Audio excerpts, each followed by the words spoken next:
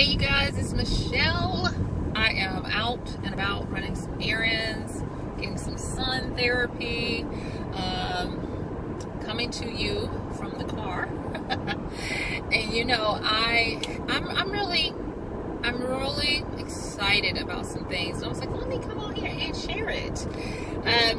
So for those of you who don't know, I am a full-time author, consultant, you know, on all things creative and all of that. And I got asked the other day, how do you keep going when you work for yourself?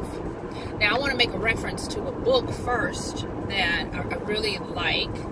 I don't have the book with me, but it's called The 4 Tendencies. The author, her name is Gwen, and just because I said the author's name, I forgot her last name, but you know what? I'll link it in the description.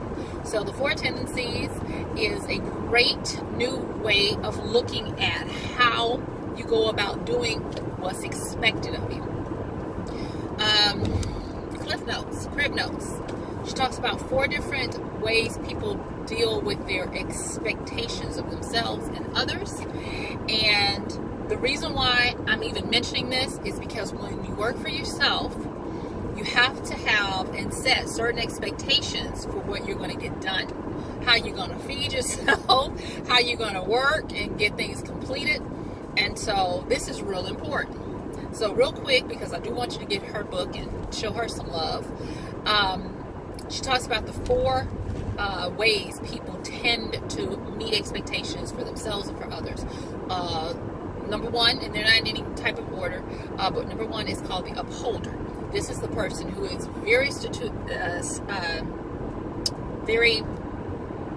they're upholder. They're very astute at doing what is expected of them from others as well as themselves. If they say they're going to do something, they're going to do it. The sky could be falling, but they're going to do it. And they make up the smallest amount of the population. The next one is their opposite, which would be the rebel. And the rebel is the person who has a problem doing things for others just because others expect it.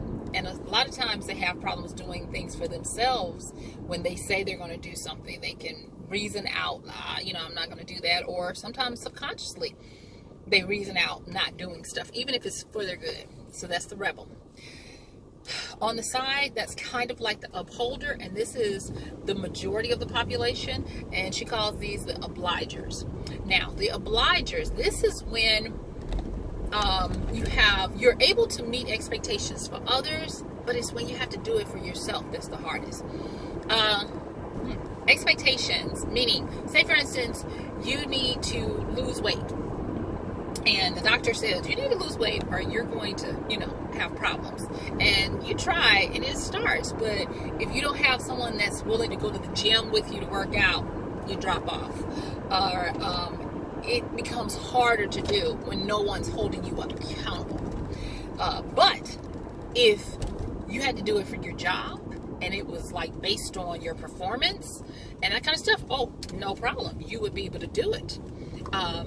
The obligers, these are the people who can do stuff for their family and kids, and they can't do it for themselves. You know, that's a lot of the motivation behind this. And I'm sorry for the sunlight, but anyway. So, the last one is going to be the questioner. And the questioner is the person who, why? They will do what others expect of them if it makes sense, if it's reasonable, logical, if they know why, and if the why is acceptable to them. The questioner is going to only do things for themselves with the same thing in mind. And so a lot of times questioners can look like rebels, and questioners can drive you up a freaking wall, because if you say everybody's going to do this, they're going to be like, well, why? Why does everybody have to do that? You know, can we have other options? Can we do what we want to do? You know, that kind of thing. And I'm talking about moi here because I am a questioner. So you have those 4. So now let me get back to the question that I had. How do you get things done for yourself when you work for yourself? Well, one thing that I will say is, having been self-employed for many years now, now knowing that I'm a questioner, and that a lot of people are obligers, I am starting to learn that I can't just say, oh, make a plan and then stick to the plan because, you know, you're going to get this done. So what I'm going to say is, if you, based on those four of upholder, you're going to do it. Questioner, a lot of times you're going to do it. It's those rebels and obligers we got to worry about. If you feel like you fall into those categories, then what I'm going to say is, for the obliger, which is a lot of people, make yourself accountable to someone with some type of consequence. If your consequence has to do with money, then put a money penalty on it, because we are motivated by pleasure and pain, but pain is the bigger motivator. Yeah. So if, for instance, you say, I know I have a deadline, I need to get this done, and if I don't get it done, I owe someone $5, $10, $15, $20, $100, whatever it takes to make you be motivated and accountable to them, then do it. On the other side, if you are a rebel and you have this deadline and those types of things, accountability is not going to work for you, because you're going to rebel against that as well. What you want to do as a rebel is you want to make it your idea, and make it where you find a way for it to make sense for you to do it in spite of what somebody expects from you. Now, I know that sounds crazy, but trust me on this. Okay, so try it out. You don't have to trust me, just try it out. So what I want you to do is, say for instance you have a deadline, or you have something that's deliverable, or somebody is expecting something from you. What you can do is you can make a reverse plan, a reverse engineering plan of implementation. And the project is just going to be a case study for your new plan of how you're going to implement things. And what that does is that kind of sort of tricks your internal programming to say, I'm still in control. So even though this project, this other person is expecting this project, I'm going to do this as part of a case study for something else. And by doing that, you're able to actually flip the script and be able to do what you need to. So if you are a rebel, you need to have some part of what is expected of you that you control, a lot of times that you created in your control. So I'm hoping that makes sense. The biggest takeaway I can say about meeting expectations, your tendencies and all of that, is you are never just one thing. Even though, if you get that book, and I encourage you to get it, and like I said, I'm going to put the link in here, the 4 Tendencies. Even if, say for instance, you're an obliger, you're going to have times when you feel like a rebel. You know, what about those times when you just hit that wall and you're like, enough is enough, I'm sick of this, I'm not doing any of it.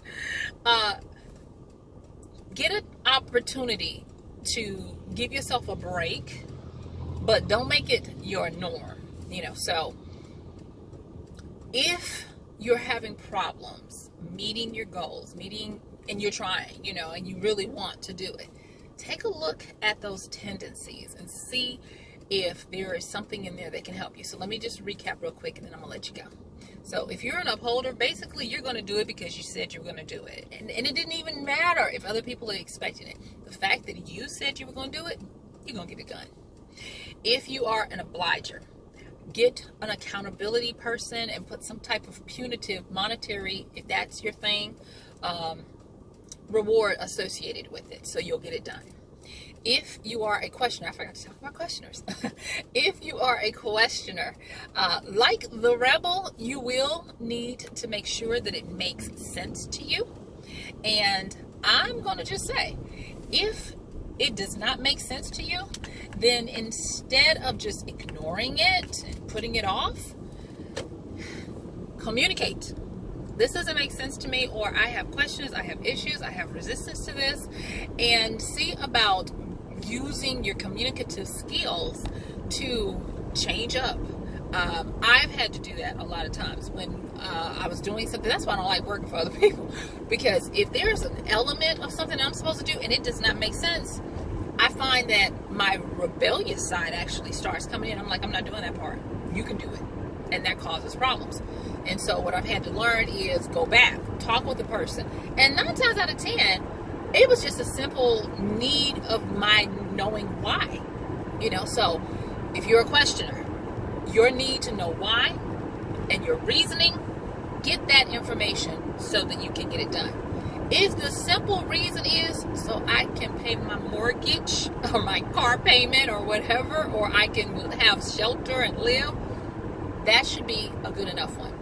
And if you are a rebel, find a way to have some part of it that you have controlled. It might be that you do something outside of what the project is that you can control. Okay? So I hope that makes sense. And thank you guys for riding along with me in the afternoon traffic here. So, oh, and yes, I am, these days in the summertime, I'm trying to get some air to my scalp. And I am just rocking a shampoo and twist. Nothing special. And yeah, so that's why I am rocking my little pigtails here. Because it's hot outside and I need some air to this here scalp. So if you're trying to figure out what is she doing, that's what's going on. All right, you guys, I will talk to y'all soon. And don't forget to subscribe, comment, and if there's something you want me to talk about, let me know, because a lot of times I'm doing these because somebody has asked me. So there you have it. All right, talk to you soon. Bye.